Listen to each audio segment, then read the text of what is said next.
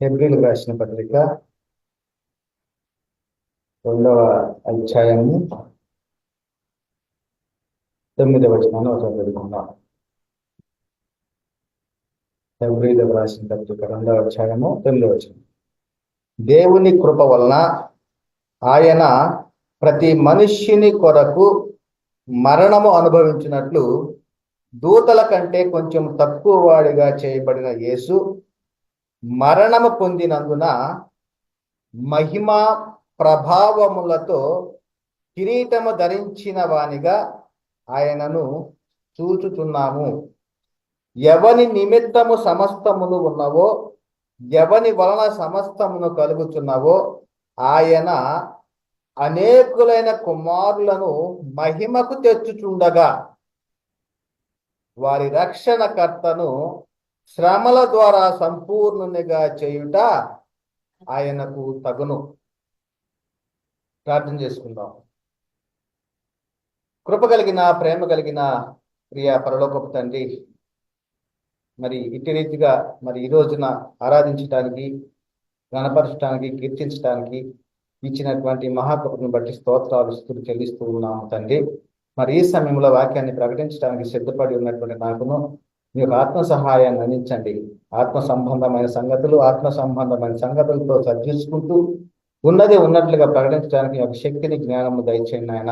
మరి ఇటు రీతిగా జరుగుతున్నటువంటి ఈ యొక్క కార్యక్రమం అంతట్లో కూడా తండ్రి మీరు మహిమ పొందగలరని, అదేవిధంగా తండ్రి ఫేస్బుక్ ద్వారా కావచ్చు, యూట్యూబ్ ద్వారా కావచ్చు, మైక్ శబ్దం ద్వారా కావచ్చు, అందరైతే వాక్యం వింటూ ఉన్నారో వారందరిలో కూడా తండ్రి ఆ వాక్యమును గ్రహించగలిగినటువంటి వాక్యమును మరి వారి యొక్క జీవితంలో అనుసరించి జీవించడానికి నీ కృపలో భద్రపరచమని మా ప్రభువును రక్షకుడైన యేసుక్రీస్తు వారి అతి పరిశుద్ధ నామములో మిక్కిలి విధంగా ప్రార్థించి పెట్టుకొని ఉన్నాం పరమ తండ్రి, ఆమేన్.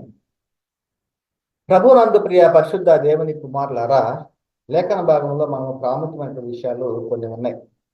వాటిని నేర్చుకోవటానికి, తెలుసుకోవటానికి, ఆధ్యాత్మికంగా ఎదగటానికి ఈ రోజున మరి ఈ యొక్క లేఖన భాగాన్ని చదువుకున్నాం. అయితే ఎందుకంటే మనమందరం కూడా విశ్వాస విషయంలోనూ, దేవుని కుమారుని గూర్చిన జ్ఞానం విషయంలోనూ ఏకత్వం పొంది, ఒక క్రైస్తవుడిగా క్రీస్తులోనికి బాప్తిస్మం పొందినటువంటి ఒక క్రైస్తవుడి యొక్క విషయంలో ఎలా ఉండాలంటున్నాడంటే, అందరము కూడా మనమందరము అంటే ఏమై ఉన్నాము అంటే క్రీస్తు యొక్క శరీరంలో అవయవములుగా మార్చబడి ఉన్నాం. దాన్ని ఏమంటూ ఉన్నామంటే సంఘము అను శరీరం అని.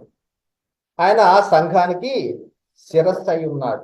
కనుకనే ఏమంటున్నాడంటే మనమందరము విశ్వాస విషయంలోనూ, దేవుని కుమారుని కూర్చిన జ్ఞానం విషయంలోనూ ఏకత్వం పొంది సంపూర్ణ పురుషుల మగు వరకు అంటున్నాడు. సంపూర్ణ పురుషులు అంటే బాప్తిసం పొందిన వెంటనే మనం ఏమవుతున్నామంటే కొత్తగా జన్మించినటువంటి శిశువులను పోలిన వారంగా ఉంటున్నాం. బాప్తిసం పొందినటువంటి మొదటి దినములలో. అందుకనే చాలా సందర్భాలు అపోస్తలుడు పౌలు గారు శరీర సంబంధుల గురించి చెప్తున్న మాట ఏమిటంటే, మీరు పాలు త్రాగవలసిన వారే కానీ బలమైన ఆహారానికి తగిన వారు కారు అంటున్నాడు. ఎందుకంటే వాళ్ళు ఎదగటం లేదు వాక్యంలో. కనుక వారు ఇంకా శిశువులలో ఉన్నారు.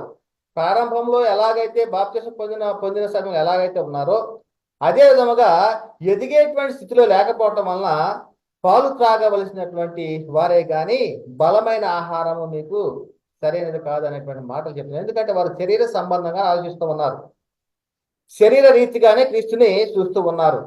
కనుకనే పిల్లరా, మరి ఈ విధంగా ఏం చెప్పబడుతూ ఉందంటే మనము సంపూర్ణ పురుషుల మగు వరకు అంటే ఏంటంటే అదే చెప్తున్నాడు ఇక్కడ, అనగా క్రీస్తునకు కలిగిన సంపూర్ణతకు సమానమైన సంపూర్ణత కలవారమగు వరకు ఆయన ఇలాగూ నియమించను అంటున్నాడు.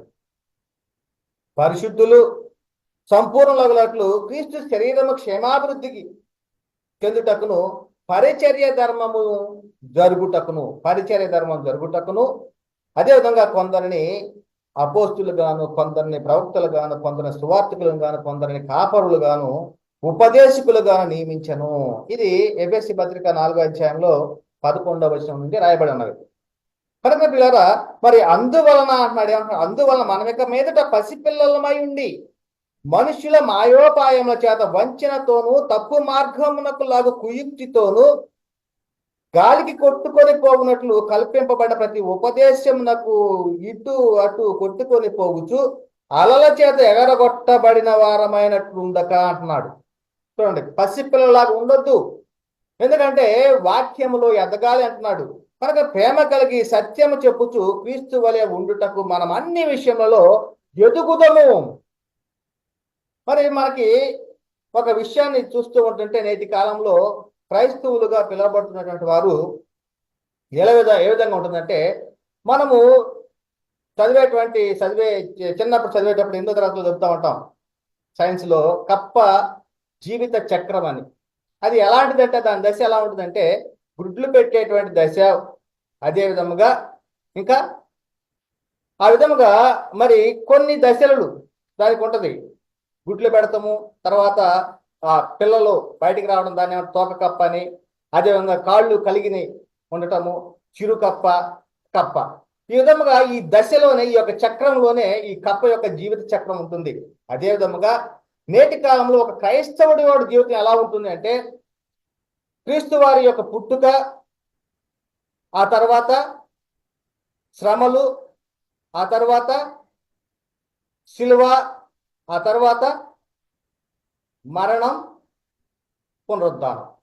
ఈ క్రమంలోనే ఈ యొక్క జీవిత చక్రం, కప్ప జీవిత చక్రం ఎలా ఉంటుందో అదే విధముగా నేటి కాలంలో ఒక క్రైస్తవుడిగా పిలువబడుతున్నటువంటి వారు, వీరిని క్రైస్తవులు అనడం కూడా సరైనటువంటి కార్యమో. ఎందుకంటే లేఖనం ఏం చెప్పబడుతుంది అంటే, అవిశ్వాసులైన వారి మనోనేత్రములకు గుడ్డితనం కలగజేసిందట. దేని విషయంలో? క్రీస్తు సువార్త నిమిత్తము. సువార్త ప్రకాశము వారికి కనబడకుండునట్లుగా వారి యొక్క మనోనేత్రాలకి గుడ్డితనం కలగజేసింది. కనుక ప్రియులారా, ప్రాముఖ్యమైనటువంటి విషయం ఏంటంటే, ప్రతి ఒక్కరు కూడా ఎలా ఉండాలంటే క్రీస్తుకు వలె ఉండుటకు మనం అన్ని విషయంలో కూడా ఎదిగే వారముగా ఉండాలి. అదేవిధంగా మనం అందరం కూడా విశ్వాస విషయంలోనూ దేవుని కుమారు గురించి జ్ఞాన విషయంలోనూ ఏకత్వం పొందాలి. ఇది ప్రధానమైన విషయం. మరి ఈ విధముగా ఈ యొక్క జీవిత చక్రం ఏ విధంగా ఉంటుంది? పుట్టుక, అదేవిధంగా శ్రమలు, శిలువ, మరణం, పునరుద్ధానం.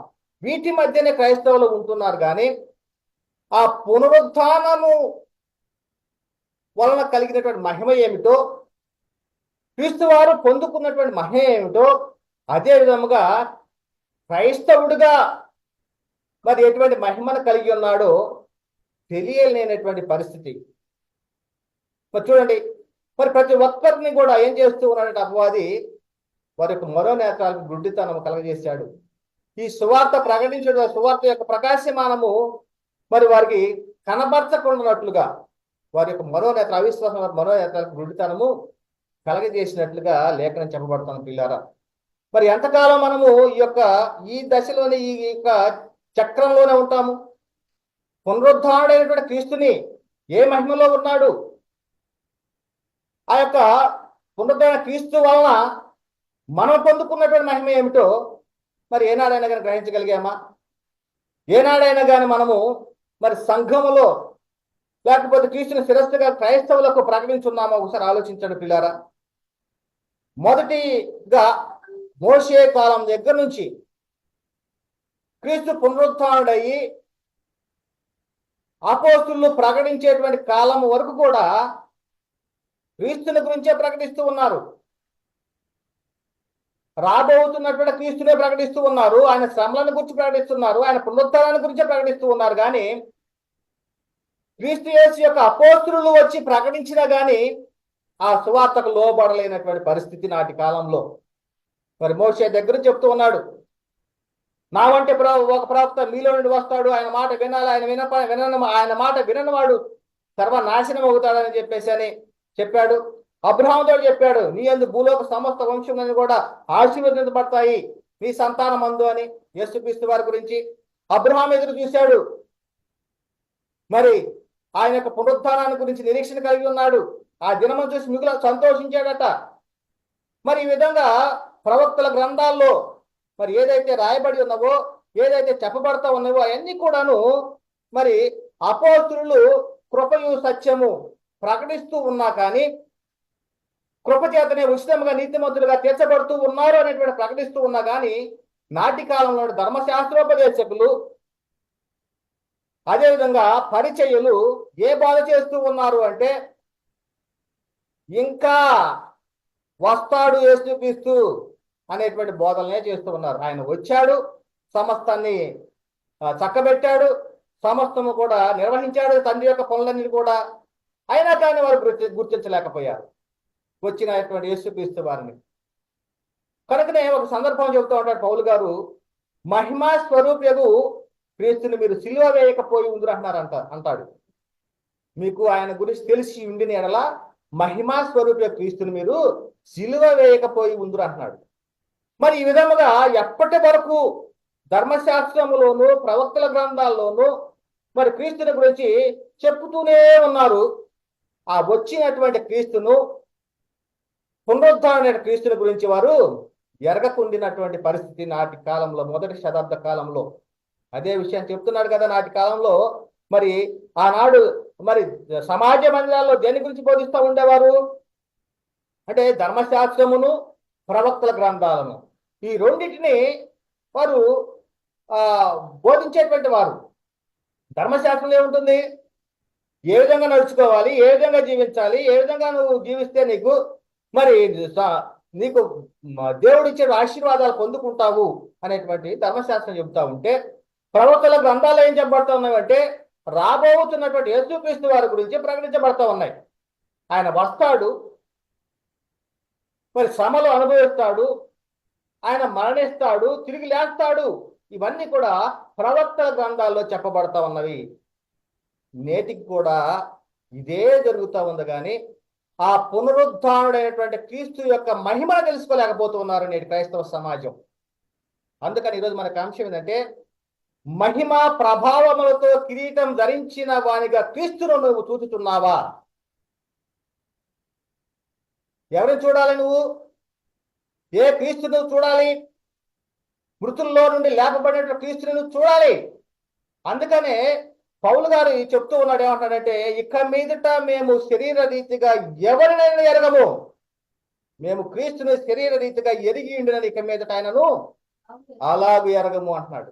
శరీర రీతిగా ఇందా చెప్పాం, కప్ప జీవిత చక్రం ఎలా ఉంటుందో అలాగనే క్రైస్తవులు ఆయన యొక్క పుట్టుక, happy Christmas, good Friday, Easter, వీటి చుట్టూనే తిరిగిపోతూ ఉన్నారు. కానీ పునరుద్ధరణైనటువంటి క్రీస్తు యొక్క మహిమను గ్రహించలేకపోతూ ఉన్నారు.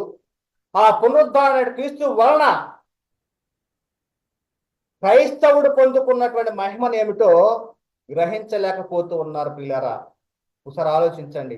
కనుకనే మరి ఆ కాలంలో ఏం చెప్తూ ఉన్నారు? ధర్మశాస్త్రమును ప్రవక్తల లేఖనములు చదివిన తరువాత సమాజ మందిరపు అధికారులు, సహోదరులారా, ప్రజలకు మీరు ఏమైనా బోధవాక్యం చెప్పవలన ఎడల చెప్పుడని వారికి వర్తమానం చేసిరి. క్రీస్తు వారు చనిపోయాడు, సమాధి చేయబడ్డాడు, పునరుద్ధరణయ్యాడు. ఆ పునరుద్ధరణ క్రీస్తుని గురించి ప్రకటిస్తూ ఉంటే అపోస్తులు వారిని అడుగుతూ ఉన్నారు, ఆ యొక్క సమాజ మందిరాల్లో ఏమేం బోధిస్తూ ఉంటారంటే ధర్మశాస్త్రమును, ఇంకొకటి ప్రవక్తల లేఖనాలను. ప్రవక్త లేఖనాలు ఏమై ఉన్నవి? రాబోతున్నటువంటి యేసుక్రీస్తు వారి గురించి రాయబడినటువంటివి. ఆయన ఏ విధంగా పుడతాడు, ఏ విధంగా పరిచయం చేస్తాడు, ఏ విధమైన అద్భుతాలు చేస్తాడు, ఏ విధంగా ఆయన చనిపోతాడు, ఏ విధంగా శ్రమలు పొందుతాడు, ఏ విధంగా తిరిగి లేపబడతాడు, ఇవన్నీ కూడా ప్రవక్తల గ్రంథాల్లో రాయబడి ఉన్నవి. అందుకని యేసుక్రీస్తు వారు ఆ యొక్క సమాజ మందిరంలో ఉన్నప్పుడు నేడు మీ వినికిడిలో ఈ లేఖనము నెరవేరి ఉన్నది అంటున్నాడు. చూడండి, అదే ఎక్కడ ఉంటున్నాడంటే లూకాసు వార్త 4వ అధ్యాయము 17వ వచనంలో రాయబడింది. లూకాసు వార్త 4వ అధ్యాయము 17వ వచనం.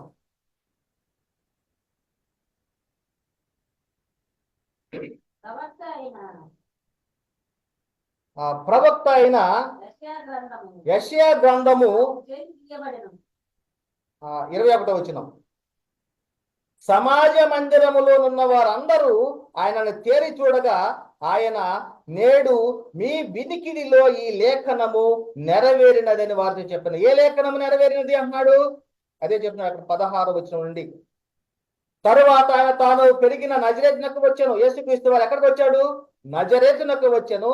తన వాడుక చొప్పున, అంటే వాడుక ఏంటి? ఎల్లప్పుడూ అది జరుగుతున్నది. యేసుక్రీస్తు వారు తన వాడుక చొప్పున ప్రతి ఒక్క విశ్రాంతి దినమున సమాజ మందిరాల్లోకి వెళ్ళేటువంటి వాడు, బోధించేటువంటి వాడు. అదే విషయం చెప్తున్నాడు. తన వాడుక చొప్పున విశ్రాంతి దినమందు సమాజ మందిరములోనికి వెళ్ళి, విశ్రాంతి దినము అంటే శనివారము, నాటి ఇశ్రాయేలులు అనుసరిస్తున్నటువంటి విశ్రాంతి దినము, అది శనివారము. ఆ శనివారం నాడే సమాజ మందిరాల్లో బోధ జరుగుతూ ఉండేటువంటిది. కనుక ఏమంటున్నాడు? వెళ్ళి చదువుటకై నిలుచుండగా ప్రవక్త అయిన యెషయా గ్రంథముతో ఆయన చేతికి ఇయ్యబడెను. ఆయన గ్రంథము విప్పగా, ప్రభు ఆత్మ నా మీదికి ఉన్నది, పేదలకు సువార్త ప్రకటించుటకై ఆయన నన్ను అభిషేకించెను, చెరలో నున్న వారికి విడుదలను, గుడ్డి వారికి చూపును ప్రకటించుటకును, నలిగిన వారిని విడిపించుటకును, ప్రభు హితవచనము ప్రకటించుటకును ఆయన నన్ను పంపి ఉన్నాడు అని వ్రాయబడిన చోట ఆయనకు దొరికాను. ఆయన గ్రంథపు చుట్ట పరిచారణకి ఇచ్చి కూర్చుండెను అని ఏం చెప్తున్నాడు ఇక్కడ? సమాజ మందిరంలో ఉన్న వారందరూ ఆయన తేరి చూడగా ఆయన యేసుక్రీస్తు చెప్పి, నేడు మీ వినికిడిలో ఈ లేఖనము నెరవేరినదని వారితో చెప్పాను. ఆనాడు ఇశ్రాయేలుకి యేసుక్రీస్తు వారు స్పష్టంగా చెప్పాడు, లేఖనాల్లో నా గురించి రాయబడి ఉన్నది, మీ వినికిడిలో ఇప్పుడు ఏదైతే చూశారో అవన్నీ కూడా ఇప్పుడు నెరవేరినవి అని చెప్తున్నాడు. అదే విధముగా మరి చాలా మంది ప్రవక్తలు ప్రవచించారు. సమయాలు మొదలుకొని అందరూ ప్రవక్తలు ప్రవచించారు. వారందరూ కూడా ఈ దినం గురించి ప్రవచించారట. ఏ దినము? క్రీస్తు యొక్క పునరుత్థానం గురించి. అదే విధముగా మరి దావీదు కూడా ప్రవచించాడు క్రీస్తు యొక్క పునరుద్ధానము గురించి. కనుకనే ప్రియులారా చెప్పబడుతూ ఉంది, వారు ప్రతి విశ్రాంతి దినమున సమాజ మందిరాల్లో ఏమేమి చదువుతూ ఉంటారు? ధర్మశాస్త్రమును, ప్రవక్తల లేఖనాలను. మరి నేటి కాలంలో ఏం చెబుతూ ఉన్నారు? నేటి కాలంలో సంఘాల్లో మరి ఏమేమి ప్రకటిస్తూ ఉన్నారు? ఏదేది మీకు మూలవాక్యాలుగా చెబుతూ ఉన్నారు? ఒకసారి ఆలోచించండి. పరిశుద్ధులకు ఒక్కసారి అప్పగింపబడే బోధ నిమిత్తం పోరాడాలి అని చెప్పబడతా ఉంటే, మరి ధర్మశాస్త్రాన్ని, ప్రవక్తల గ్రంథాన్ని, సువార్తలను నేటి కాలంలో సంఘానికి బోధించవలసినటువంటిది. క్రీస్తు యేసే ముఖ్యమైన మూలరాయుడుగా అపోస్తులు, ప్రవక్తలు వేసిన పునాది మీద కట్టబడాలని చెప్పబడతా ఉంటే, ఆనాడు దేవుని జనాంగ పిలబడుతూ ఇశ్రాయేలు చేసినటువంటి భక్తినే నేటి కాలంలో క్రైస్తవులను పిలవబడుతున్న వారు కూడా చేస్తూ ఉంటున్నారు కదా. మరి ఏమిటి వ్యత్యాసము? వారికి మీకు ఉన్న వ్యత్యాసం ఏమిటి? ఆనాడు కూడా చేసినటువంటిది అదే. వారు కూడా క్రీస్తు యొక్క పుట్టుకను గురించి, క్రీస్తు యొక్క శ్రమలను గురించి, క్రీస్తు యొక్క మరణము గురించి, క్రీస్తు యొక్క పునరుత్థానాన్ని గురించి వారు కూడా ప్రకటించారు. ప్రవక్తల యొక్క గ్రంథాల్లో ప్రవచించారు. అదే విషయాల్ని విశ్రాంతిలో కూడుకొని ధర్మశాస్త్రమును ప్లస్ ప్రవక్తల గ్రంథాలను కూడా బోధిస్తూ ఉన్నారు. మరి నేటి కూడా మనం చేస్తున్నది ఏమిటి? పుట్టుక కప్ప జీవిత చక్రం ఎలా ఉంటుందో అదే విధముగా శరీరధారిగా ఉన్నటువంటి క్రీస్తు వరకే మనం ఉన్నాము, కానీ పునరుద్ధరణ క్రీస్తు వైపుకు మనము చూడటం లేదు. కనుకనే మహిమా ప్రభావములతో కిరీటము ధరించిన వానిగా క్రీస్తుని చూస్తున్నావా? అలా చూస్తేనే నీకు మనోనేత్రాలు వెలిగించబడతాయి. అలా చూస్తేనే నీకు పరిశుద్ధ గ్రంథం ఉన్నటువంటి లేఖనాలు గ్రహించగలుగుతావు. అలా చూస్తేనే కానీ నువ్వు నిత్య జీవాన్ని పొందుకోవటానికి మరి ఏమి చేయాలో దాన్ని చేయగలుగుతావు. కానీ వ్యర్థమైనటువంటి భక్తి ప్రయోజనం లేదు. యెషయా గ్రంథంలో చెప్పబడుతూ ఉన్న ఆయన గురించి, యేసుక్రీస్తు వారి గురించి, ఆయన ఏ విధంగా శ్రమ పడతాడు, ఏ విధంగా ఉంటాడు అనేటువంటిది మరి 53వ అధ్యాయం 1 నుంచి 11 వచనాల వరకు ఉన్నాయి. నేటి కాలంలో దాన్నే ధ్యానిస్తూ ఉంటాం. ఏమని? ఆ లేత మొక్క వలె ఎండిన భూమిలో మొలిసి మొక్క వలె ఆయన ఎదుట పెరిగాను, అతనికి స్వరూపమైన సొగసైన లేదు, ఆపేక్షించినట్లు అతని యందు స్వరూపము లేదు. ఇంకా ఆయన గురించి ఎలా రాశాడు? ప్రవక్త అయినటువంటి యెషయా గారు, తృణీకరింపబడిన వాడు, మనుషుల వలన విసర్జింపబడిన వాడు, వ్యసనాకాంతుడు గాను, వ్యాధిని అనుభవించిన వాడు గాను, మనుషులు చూడనొల్లని వాడు గాను ఉండెను. అతడు తృణీకరింపబడిన వాడు కనుక మనం అతనిని ఎన్నిక చేయకపోతిమి. మన వ్యసనములను వహించను, మన రోగములు భరించను.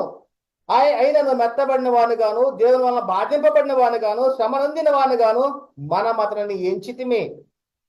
మన అతిక్రమం బట్టి అతడు గాయపరచబడిను, మన దోషములను బట్టి నలగొట్టబడెను. మన సమాధానార్థమైనటువంటి శిక్ష అతని మీద పడెను. అతడు పొందిన దెబ్బల చేత మనకు స్వస్థత కలుగుతున్నది. యెహోవా మన అందరి దోషమును అతని మీద మోపెను. అతడు దౌర్జన్యం నొందెను, బాధింపబడినను అతడు నోరు మెదపలేదు. వదకు తేబడు గొర్రె పిల్ల బొచ్చు కత్తిరించమని గొర్రె మౌనంగా ఉన్నట్లు అతడు నోరు తెరవలేదు. అతని నలుగగొట్టుటకు యెహోవాకు ఇష్టమాయను.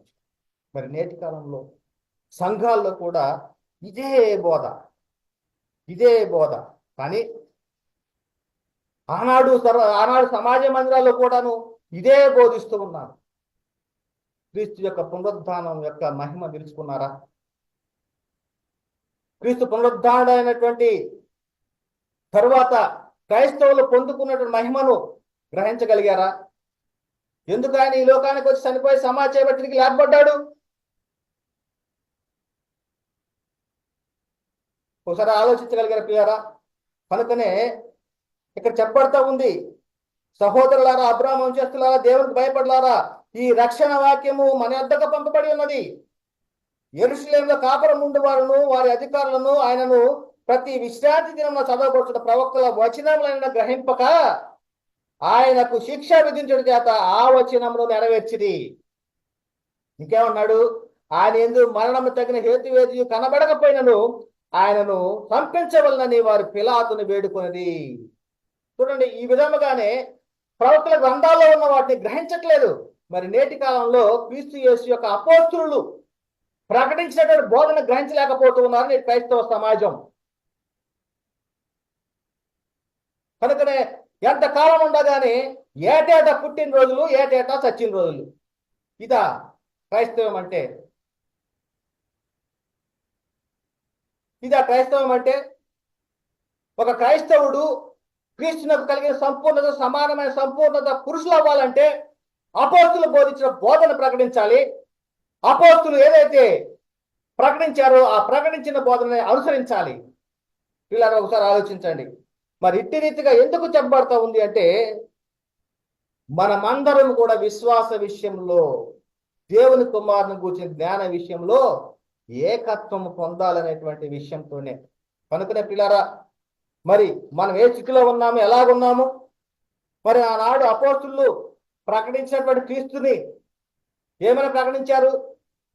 మేము పునరుద్ధానానికి సాక్షులం అంటున్నారు. మేము సిలువ వేయబడినటువంటి క్రీస్తుని ప్రకటిస్తూ ఉన్నాం అంటున్నారు. అదే విధముగా యేసుని బట్టి పునరుద్ధానము కలుగుతుంది అని ప్రకటించినప్పుడు వారి మీదకి కలవరపడి వారిని కొట్టడానికి వచ్చినటువంటి పరిస్థితి. పునరుద్ధానం కలుగుతుందంటే మరి నేటి కాలంలో పునరుద్ధానాన్ని గురించి అవగాహన లేనటువంటి క్రైస్తవులు, పునరుత్థానం అంటే ఏమిటో తెలియని క్రైస్తవులు, ఆత్మ సంబంధమైన శరీరము ఎక్కడ నుంచి వస్తుంది, ఎప్పుడు ధరించుకుంటామని తెలియనటువంటి క్రైస్తవులు ఉన్నారు.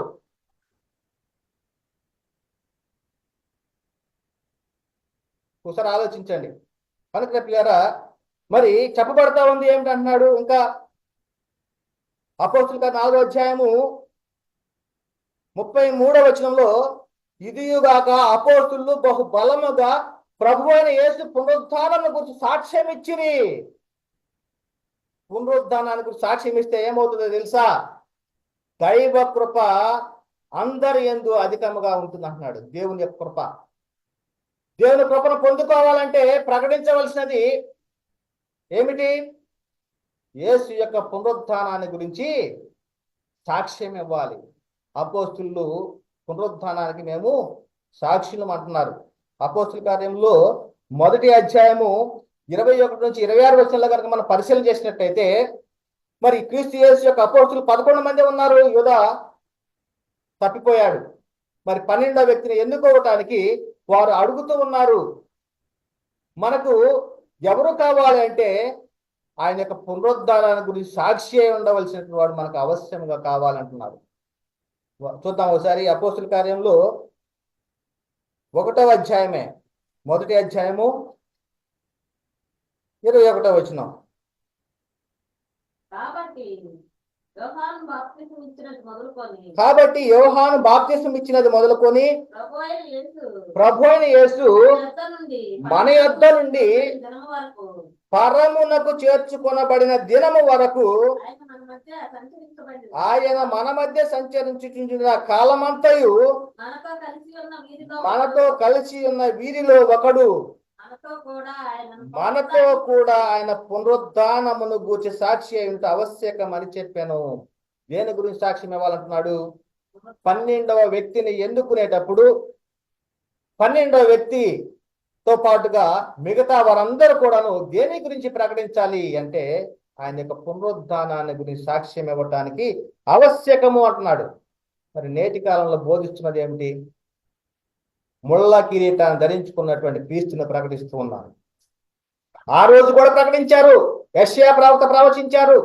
ధర్మశాస్త్ర గ్రంథంలోను ప్రవక్తల ప్రవచనాలు అన్ని కూడా సమాజ మందిరాల్లో కూడుకొని విశ్రాంతి దినమున వాటిని బోధించేటువంటి వారు నేటి కాలంలో బోధించవలసిన బోధని పక్కకు నెట్టేశారు. అపవాది మోసం చేసేసాడు వారిని. వారి మనోనేత్రాలకు గుడ్డితనం కలగజేశాడు. ప్రకటించవలసిన బోధన ప్రకటించకుండా చూడండి ఎంత ఘోరమైన పరిస్థితుల్లోకి వెళ్ళిందో క్రైస్తవ్యం. మరి నేడు మీ మధ్య కూడా అలాంటి వారు ఉన్నారేమో, జాగ్రత్త. వారి విషయంలో కూడా మీరు కూడా తెలియజేయండి, సర్వసత్యాన్ని తెలియజేయండి. అందుకని క్రీస్తు వలె మనం అన్ని విషయంలో ఎదగాలి, సత్యం చెప్పుచ్చు అంటున్నాడు. వారు తెలియకపోవచ్చు, తెలియక ఒకవేళ ప్రకటిస్తూ ఉన్నారేమో ఆ విధముగా. మరి వాక్యం తెలిసిన తర్వాత ప్రకటించకపోవచ్చు కదా. ప్రేమతోనే మరి ఈ మాటలన్నీ కూడా చెప్పటం జరుగుతుంది. పిల్లారా, క్రీస్తు ప్రేమ బలవంతం చేస్తూ ఉన్నది. సత్యం నుండి తొలగిపోయారు.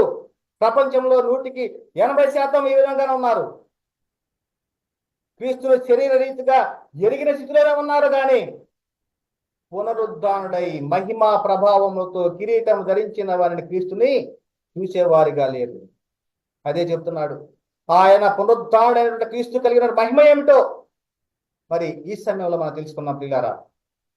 అదే చెప్తున్నాడు. యేసుక్రీస్తు వారు మృతుల్లో నుండి లేపబడి అని చెప్పేటువంటి మాట ఏమంటున్నాడంటే, మత్తయి సువార్త 20వ అధ్యాయం 18వ వచనంలో యేసు వారి వద్దకు వచ్చి పరలోకమందును భూమి మీదను నాకు సర్వాధికారం ఇవ్వబడి ఉన్నది అన్నాడు.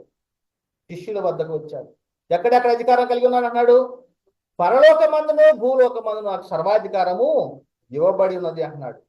అదే విధముగా ఎఫెసీ పత్రిక 1వ అధ్యాయము 20 నుంచి 21 వచనాల్లో చెప్పబడతా ఉంది ఏమిటంటే, ఆయన ఆ బలాతిశయము చేత, ఎవరు ఆయన అంటే దేవుడు, తండ్రి అయిన దేవుడు.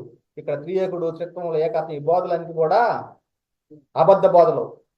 కొట్టేసేయండి ఈ బోధలన్నింటినీ కూడా. ఈ తప్పుడు బోధలు, సాతాను బోధ, ఇది గ్రహించండి. ఇక్కడ చెప్పబడుతున్న అపోస్తుల బోధలకు వస్తేనే మీకు అర్థమవుతాయి. పరిశుద్ధ గ్రంథంలో రాయబడిన సంగతులు మీకు అర్థం కావాలంటే అపోస్తుల బోధలు మీకు తెలుస్తాయి. అపోస్తుల బోధలు మీకు రాకపోతే ఏమీ తెలియదు. ఇప్పుడు చేసుకున్నట్టే పుట్టుక, క్రిస్మస్, ఈస్టర్, గుడ్ ఫ్రైడే, వీటితోటే ఉంటారు. అపోస్తుల బోధలకు వస్తేనే కదా అర్థమవుతుంది. అదే చెప్తున్నాడు ఇక్కడ. ఏమంటున్నాడు? ఆయన అనగా తండ్రి అయిన దేవుడు ఆ బలాతిశయము చేత క్రీస్తును మృతుల్లో నుండి లేపి సమస్తమైన ఆధిపత్యము కంటేను, అధికారము కంటేను, శక్తి కంటేను, ప్రభుత్వము కంటేను ఈ యుగమునందు మాత్రమే కాక రాబోవు యుగమునందును పేరు పొందిన ప్రతి నామము కంటేను ఎంతో హెచ్చుగా పరలోకమునందు ఆయనను తన కుడి పార్శ్వన కూర్చుండబెట్టుకొని ఉన్నాడు. ఎక్కడ కూర్చున్నాడండి? పరలోకమందు తండ్రి అయిన దేవుని కుడి పార్శ్వమున కూర్చొని ఉంటే ఈరోజు ఏం చేస్తూ ఉన్నారు? సిలువ వేస్తూ ఉన్నారు. సిలువ వేస్తున్నారు కదా. ఈరోజు చేసేటువంటి పని 40 రోజులు సిలువ వేసే పనే. పాపం ఆ రోజున యేసుక్రీస్తు వారు మరి కొన్ని గంటలు మాత్రమే సిలువను సహించాడు. కానీ నేటి క్రైస్తవులైతే 40 దినాలు క్రీస్తుని సిలువ వేస్తూనే ఉన్నారు. ఏమైనా గ్రహించారా? ఆయన ఇప్పుడు ఎక్కడున్నాడు? తండ్రి కుడి పార్శ్వమున పరలోకమందు కూర్చొని ఉన్నాడు. అటువంటి ఆయన్ని ఈరోజు ఏం చేస్తున్నారు? సిలువ వేస్తున్నారు. ఇది దేవుని నీత, దయ్యపు నీత. ఏ నీతి ఇది? ఏమంటున్నాడు? పేతురు రాసిన మొదటి పత్రిక 3:22 ఆయన పరలోకమునకు వెళ్ళి, ఎక్కడికి వెళ్ళాడు? పరలోకమునకు వెళ్ళి దూతల మీదను, ఎక్కడంటున్నాడు? దూతల మీదను, అధికారుల మీదను, శక్తుల మీదను అధికారం పొందిన వాడై దేవుని కుడి పార్శ్వమున ఉన్నాడు. ఎక్కడున్నాడట? దేవుని కుడి పార్శ్వమున ఉన్నాడు. ఎక్కడికి వెళ్ళాడు? పరలోకంలోకి వెళ్ళి దూతల మీదను, అధికారుల మీదను. అది ఈ లోకంలోకి వచ్చినప్పుడు ఆయన ఏ స్థితిలో ఉన్నాడు? అది ప్రవక్తల గ్రంథం చూద్దాం ఒకసారి. యెషయా కీర్తన గ్రంథంలో 8వ అధ్యాయంలో 4-6 రాయబడి ఉంది. అదే విధంగా అదే ప్రవచనాన్ని హెబ్రీ గ్రంథకర్త మరి హెబ్రీ రాసిన పత్రిక 2వ అధ్యాయంలో 6-8 వరకు రాయబడి ఉంది. చూద్దాము. అయితే ఒకడు ఒక చోట ఇలాగున దృఢముగా సాక్ష్యం ఇచ్చుతున్నాడు. ఒకడు అనగా ఇక్కడ కీర్తనాకారుడు. కీర్తనలో 88వ అధ్యాయంలో 4-6 రాయబడి ఉంటుంది. ఒకసారి చదవండి. సాక్ష్యం ఇస్తున్నాడు. నీవు మనుష్యుని జ్ఞాపకం చేసుకున్నటకు వాడే పాటి వాడు? నీవు నరపుత్రుని దర్శించుటకు వాడే పాటి వాడు? నీవు దేవదూతల కంటే వాడిని కొంచెము తక్కువ వాణిగా చేసితివి. ఎవరికంటే తక్కువ వాణిగా చేశాడు? దేవదూతల కంటే కొంచెం తక్కువ వాణిగా చేశాడట. ఇప్పుడేమయ్యాడంటే మహిమ ప్రభావములతో వానిని కిరీటం ధరింపజేసితివి పునరుద్ధానుడైన తర్వాత. చూడండి, ఇంకా నీ చేతి పనుల మీద వానికి అధికారం అనుగ్రహించితివి, వాని పాదముల కింద సమస్తమును ఉంచితివి. ఇది కీర్తనాకారుడు ఎప్పుడో చెప్పాడు. 8వ అధ్యాయం 4-6 రాయబడి ఉంది. దాన్ని ఎత్తి చూపుతూ ఉన్నాడు హెబ్రీ గ్రంథకర్త. మరి ఇవి గ్రహించలేకపోతూ ఉన్నారా? ఒకప్పుడు దేవదూతల కంటే కొంచెం తక్కువగా చేయబడ్డాడు. కానీ ఇప్పుడేమయ్యాడంటే వెళ్ళి దూతల మీదను, ప్రధానుల మీదను, అధికారుల మీదను, శక్తుల మీదను అధికారం పొందిన వాడై దేవుని కుడి పార్శ్వమున ఆసీనుడై ఉన్నాడు. అందుకనే అపోస్తులు ప్రకటించారు, మీరు సిలువ వేసిన ఈ యేసునే దేవుడు ప్రభువుగాను క్రీస్తుగాను నియమించాడు అంటున్నాడు. ఇంకేమంటున్నాడు? రక్షకుని గాను అధిపతిని గాను తన దక్షిణాస్త బలం చేత హెచ్చించి ఉన్నాడు చెప్తున్నాడు కదా. అపోస్తుల 5వ అధ్యాయము 31-32 ఇశ్రాయేలులకు మారు మనసును పాపక్షమాపణయు దయచేయుటకై దేవుడు ఆయనను అధిపతిని గాను రక్షకుని గాను తన దక్షిణ హస్త బలము చేత హెచ్చించి ఉన్నాడు. తన దక్షిణ హస్త బలము చేత హెచ్చించి ఉన్నాడు. క్రీస్తు పునరుద్ధానుడైన తర్వాత క్రీస్తు కలిగిన మహిమను గ్రహించలేకపోతే మరి క్రీస్తుతోటి వారసులు ఎలా అవుతారు? మీరు దైవ కుమారులకు ఎలా పిలువబడతారు? మీరు అదే చెప్తున్నాడు కదా. ఇంకా ఎలాంటి అధికారాన్ని కలిగి ఉన్నాడు చెప్తున్నాడు. ఇంకా ఫిలిప్పీయులకు రాసిన పత్రిక 2వ అధ్యాయం 9-11 అందుకని అపోస్తులు ప్రవక్తలు వేసిన పునాది మీద కట్టబడాలి అని లేఖనం చెప్పబడుతూ ఉంది. క్రీస్తు యేసే ముఖ్యమైన మూలరాయునిగా అపోస్తులు ప్రవక్తలు వేసిన పునాది మీద మీరు కట్టబడి ఉన్నారు. ఈ కట్టబడినటువంటి వారు మాత్రమే పరలోక సంబంధమైన విషయాలు గ్రహించగలుగుతారు, ఆత్మ సంబంధమైన సంగతులను తెలుసుకోగలుగుతారు. అదే చెప్తున్నాడు ఇక ఫిలిప్పీయులకు రాసిన 2వ అధ్యాయం 9-11 అందుచేతను పరలోకమందున్న వారిలో గాని, ఎక్కడెక్కడ అన్నాడు? పరలోకమందున్న వారిలో గాని, భూమి మీద ఉన్న వారిలో గాని, భూమి క్రింద ఉన్న వారిలో గాని. చాలా మంది చెబుతా ఉంటారు భూమి క్రింద ఉన్నటువంటిది ఏమిటి? పాతాళము. అపోస్తుల బోధ క్రీస్తు పునరుద్ధారణైన తర్వాత ప్రకటించబడుతున్నటువంటిది అపోస్తుల బోధ. అపోస్తులు ప్రకటించే బోధలో ఏమని చెప్పబడుతూ ఉంది? 3 లోకాలు గురించి చెప్పబడుతోంది. అయితే చాలా మంది చెప్తూ ఉంటారు ఏమిటంటే, ఆయన క్రీస్తు చనిపోయి సమాధి చేయబడినప్పుడు ఆయన 3 రోజులు ఎక్కడున్నాడు అంటే పరదేశంలో ఉన్నాడు. ఓకే, మంచిది. కానీ అక్కడ బోధించాడంట. అక్కడ వారికి బోధ చేశాడట. వారికి బోధ చేసి ఆ బోధ చేసినటువంటి వారికంట తీసుకెళ్ళి పరలోకంలో కూర్చోబెట్టాడట. ఏం చేశాడు చూడండి. అంటే వీరి బోధ పరిశుద్ధ గ్రంథానికి వ్యతిరేకమైన బోధ. ఇక్కడ ఏం చెప్పబడతా ఉంది? అపోస్తుల బోధలో భూమి క్రింద ఉన్న వారిలో కానీ ప్రతి వారి మోకాలు యేసు నామమున వంగునట్లు 3 లోకాల్లో ఉన్నటువంటి వారు, యేసుక్రీస్తు వారు రెండవ రాకడలో మాత్రమే జరిగేటువంటిది. పరదేశంలో ఉన్నటువంటి వారు నిద్రించిన నీతిమంతులు. మరి మనము ఒకేసారి ఏకమయ్యి ప్రభువును ఎదుర్కోవడానికి వెళ్తాం. అది తర్వాత మనం నేర్చుకుందాం.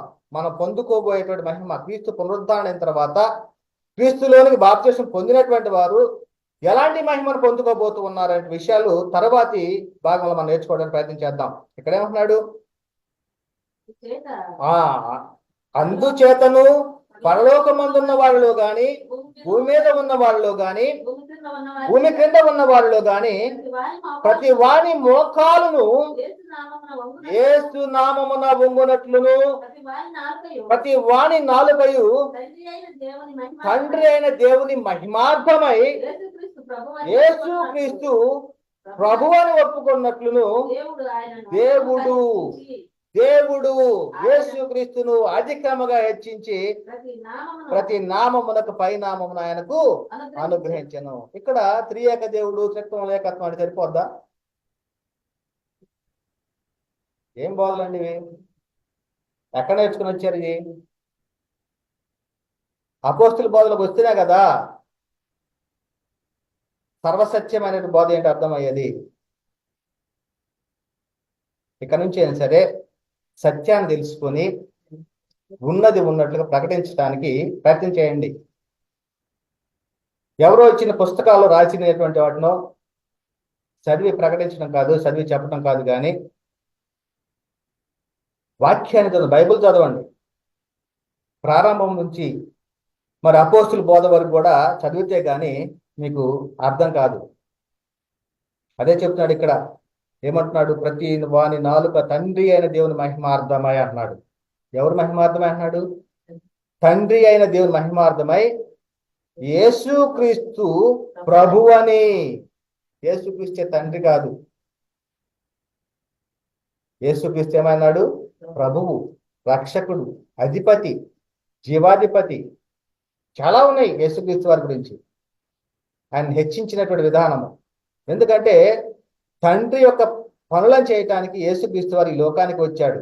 తండ్రి వలన కలిగిన అద్వితీయ కుమారుని మహిమ వలె ఆయన మహిమను కనుగొన్నాం. ఎవరి మహిమను? దేవుని మహిమను కనుగొన్నాం. అందుకనే నన్ను చూసిన వాడు తండ్రిని చూసినట్లే అని అంటున్నాడు యేసుక్రీస్తు వారు. దాన్ని అపార్థం చేసుకున్నారు వీళ్ళు. ఇదిగో ఈయన నా తండ్రి అని. చూడండి, అంటే అపవాది ఏ విధంగా మోసపరుస్తూ ఉన్నాడు? అవిశ్వాసమైన వారి మనోనేత్రాలకి వృద్ధితనం కలగజేశాడు. సువార్త ప్రకాశమానము వారికి కనపరచకుండానట్లు. అందుకనే సువార్త అంటే ఏంటి? ఆయనకు మరణ, సమాధి, పునరుత్థానం, వీటిని గురించి ప్రకటించాలి. ఈ యొక్క పునరుత్థానంలో ఉన్నటువంటిది మహిమ ఏమిటి? క్రీస్తు పునరుత్థానం తర్వాత క్రైస్తవులు పొందుకున్నటువంటి మహిమ ఏమిటి? ఇవన్నీ కూడా చాలా స్పష్టంగా లేఖనాల్లో రాయబడి ఉన్నవి. ఆ లేఖనాలను ఎరిగి ఉండకపోవడం వల్లనే, ఆ లేఖనాలను గ్రహించకపోవడం వల్లనే మరి ఏమవుతున్నారంటే తండ్రి ఎవరో తెలియకుండా పోయింది, క్రీస్తు ఎవరో తెలియకుండా పోయింది, పరిశుద్ధాత్ముడు ఎవరో తెలియకుండా పోయింది. కనుక వీళ్ళు ఏమంటున్నారు? త్రియేకుడు, త్రిత్వంలో ఏకత్వము, ఆయన ఈయన, ఈయన ఆయన, ఒకటిగా ఉండగలడు, ముగ్గురుగా ఉండగలడు. భిన్నమైన బోధ, అపవాది బోధ. మరి ఇక్కడ ఏం చెప్పబడతా ఉంది? ఇంకా హెబ్రీ రాసిన పత్రిక 1వ అధ్యాయము 3 నుంచి 4 వచనాల్లో ఆయన దేవుని మహిమ యొక్క తేజస్సును అంటున్నాడు. ఆయన తత్వం యొక్క మూర్తిమంతమునై ఉండి, ఆయన తత్వం దేవుని యొక్క తత్వము మూర్తిమంతమునై ఉండి తన మహత్తు గల మాట చేత సమస్తమును నిర్వహించుచు పాపముల విషయములో శుద్ధీకరణ తానే చేసి దేవదూతల కంటే ఎంత శ్రేష్టమైన నామము పొందెనో వారి కంటే అంత శ్రేష్ఠుడై ఉన్నత లోకమందు మహామహుడగు దేవుని కుడి పార్శ్వన కూర్చుండెను. ఎక్కడ కూర్చుండేనాడు? ఎంత శ్రేష్ఠుడిగా ఉన్నాడు? ఈ లోకానికి వచ్చినప్పుడు ఏమంటున్నాడు? దేవదూతల కంటే కొంచెం తక్కువ వానిగా చేసితివి అని చెప్పబడతా ఉంటే, పునరుద్ధారణైన తర్వాత యేసుక్రీస్తు వారు ఎలా ఉన్నాడు అంటే, దేవదూతల కంటే అంత శ్రేష్టమైన నామం పొందిన వారి కంటే అంత శ్రేష్ఠుడై ఉన్నత లోకమందు మహామహుడగు దేవుని కుడి పార్శ్వన కూర్చుండెను. ఆ మహిమను చూడండి అయ్యా. ఏ కాడకి హల్లెలూయా క్రీస్తు నేడు పుట్టాను అంటూ దావీదు కుమారుడా అని వీధుల్లో తిరుగుతూ ఇవా ఎంతకాలం చేస్తారు? ఒకసారి ఆలోచించండి, సత్యాన్ని గ్రహించండి. ఇంకేమంటున్నాడంటే హెబ్రీ రాసిన పత్రిక 2:8 దేవుని కృప వలన ఆయన ప్రతి మనుష్యుని కొరకు మరణము అనుభవించినట్లు దూతల కంటే కొంచెం తక్కువ వాడుగా చేయబడిన యేసు మరణము పొందినందున, ఏమండి, మరణము పొందినందున మహిమ ప్రభావములతో కిరీటము ధరించిన వానిగా చూస్తున్నాము. ఎలా చూస్తూ ఉన్నారండి? నేటి క్రైస్తవుడు క్రీస్తును ఏ విధముగా చూడాలి? మహిమ ప్రభావంతో కిరీటం ధరించిన వానిగా క్రీస్తుని చూడాలి. కనుకనే మరి కొలసీ రాసిన పత్రిక 2:10 మనం ఏమై ఉన్నాము అంటే సంఘములో చేర్చబడినటువంటి వారము, క్రీస్తు యొక్క శరీరంలో అవయవములుగా మార్చబడినటువంటి వారంగా మనం ఉంటున్నాం. కనుకనే ఏమంటున్నారంటే ఆయన యందు మీరు సంపూర్ణులై ఉన్నారు. ఆయన సమస్త ప్రధానులకును అధికారులకును శిరస్సు అయి ఉన్నాడు. సమస్త ప్రధానులకును అధికారులకు కూడా ఏమైనాడు? శిరస్సు అయి ఉన్నాడు అనేటువంటిది లేఖన భాగంలో రాయబడి ఉన్నది పిల్లారా. కనుకనే మరి యేసుక్రీస్తు వారు మరి ఏ స్థితిలో ఉన్నాడు, ఎలాగ ఉన్నాడు నేటి కాలంలో మరి నువ్వు ఎలా చూస్తూ ఉన్నావు? ఇంకా సిలువలో శ్రమ పడేటువంటి క్రీస్తుగానే చూస్తూ ఉన్నావా? ఇంకా శ్రమలు అనుభవిస్తున్న క్రీస్తుగానే చూస్తూ ఉన్నావా? ఆనాడు సమాజ మందిరాల్లో విశ్రాంతినమున మరి ప్రకటించేటువంటి ధర్మశాస్త్రోపదేశకులు, పరిచయులు వారు కూడా ఇదే విషయాలు ప్రకటించారు. మన కోసం క్రీస్తు వస్తాడు, ఆయన ఈ విధంగా చనిపోతాడు, సమా చేయబడతాడు, తిరిగి లేపబడతాడు అనేటువంటిదే వారు కూడా బోధించుకుంటానే ఉన్నారు. కానీ తెలుసుకోవలసిన విషయాలు ఏంటంటే ఆయన పునరుద్ధానుడైన తర్వాత ఆయన ఏ మహిమలో ఉన్నాడు, ఆయన ఏ స్థితిలో ఉన్నాడు ఇప్పుడు, మరి ఇవన్నీ కూడా ఇప్పటి వరకు చెప్పబడిన లేఖనాల్లో బట్టి మీరు తెలుసుకుని ఉన్నారు. కనుకనే ప్రియులారా, ఆయన మృతుల్లో నుండి లేపబడిన తర్వాత మనము కలిగి ఉన్నటువంటి మహిమ ఏమిటి? మనము మరి ఆయన ఎందుకు చనిపోయి లేపబడ్డాడు? ఆయన మృతుల్లో నుండి ఎందుకు పునరుద్ధారణయ్యాడు? ఆయన పునరుద్ధారణ అవ్వటం వల్ల మనకు కలిగిన ప్రయోజనాలు ఏమిటి అనేటువంటిది మనం పరిశీలన చేసినట్టయితే, మనలను నీతిమంతులుగా తీర్చబడుటకు ఆయన లేపబడిను. ఎందుకు లేపబడ్డాడు? మనలను నీతిమంతులుగా తీర్చబడుటకు ఆయన లేపబడిను. అదే లేఖనం చెప్పబడుతూ ఉంది రోమా పత్రికలో. అపోస్తలుడైన పౌలు గారు రోమీయులకు రాసిన పత్రిక 4:25 ఆయన మన అపరాధం నిమిత్తం అప్పగింపబడి మనము నీతిమంతులముగా తీర్చబడుటకై లేపబడెను. నీతిమంతులముగా తీర్చబడుటకై లేపబడెను. ఆయన పునరుద్ధానుడు అవ్వటం వలన మనం పొందుకున్నటువంటి మహిమ ఏమిటి అంటే, క్రీస్తులోనికి బాప్తిసం పొందుట ద్వారాగా నీతిమంతులముగా తీర్చబడతా ఉన్నాం. చాలా మంది మేము నీతిమంతులం కాదండి, ఇంకా పాపులమని చెప్పుకుంటా ఉంటారు. ఆ పాపుల గురించి మనకు అవసరంలా. ఎవరైతే నీతిమంతులుగా తీర్చబడి పరిశుద్ధపరచబడి నీతిమంతులుగా ఉంటున్నారో వారి యొక్క నీతిమంతులను, వారి యొక్క పరిశుద్ధతను కాపాడుకునేటువంటి వారే క్రైస్తవుడు. ధర్మశాస్త్రం వల్ల ఏ ఒక్కడు కూడా నీతిమంతులుగా తీర్చబడలేకపోయారు. ఆ ధర్మశాస్త్రం శిలువలో కొట్టివేసేసాడు. ఆ కొట్టివేయబడిన తర్వాత ధర్మశాస్త్రం శాపం నుండి విమోచించబడ్డారు. ఆ విమోచించబడినటువంటి వారు ఏమవుతున్నారంటే నీతిమంతులుగా తీర్చబడుతూ ఉన్నారు. ఇంకా ఏమవుతారంటే మనము దేవుని వద్దకు తీసుకువెళ్తూ ఉన్నాడట. అదే లేఖనం చెప్పబడతా ఉంది.